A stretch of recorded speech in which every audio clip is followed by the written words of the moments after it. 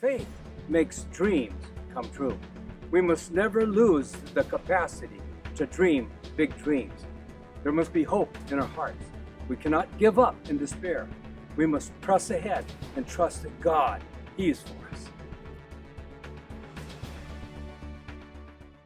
Hebrews 11:1 says, faith is the assurance of things hoped for, the evidence or the conviction of things not seen. I may not see it, but do I have the faith? Do I believe that it can come to pass? Handel, the great composer, was 56 years old and about to be cast into a debtor's prison because he was going to have to file bankruptcy.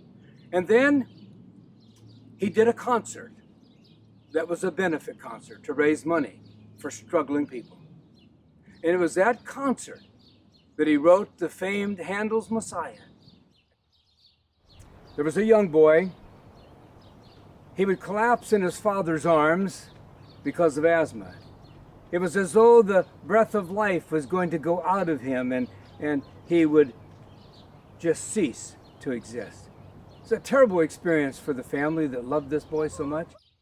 He began to go through hard exercise and pressed himself, and he became the president of this country as our outdoor president, Teddy Roosevelt. There was a man who understood faith is the assurance of things I hope for and the conviction of things I cannot see.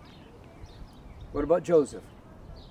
Joseph was cast into prison in Egypt, and yet in the midst of this terrible ordeal, God had orchestrated that he would be the second in rulership in Egypt to save the people of Joseph in the land of Canaan.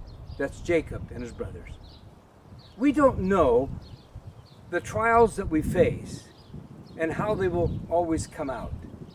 But if we know God and we walk by faith, we will see that even these hard pressures in life are pushing us forward to dream bigger than we ever had before. You see, folks, faith gives assurance on the things I hope for. May you have faith in God and dare to dream big.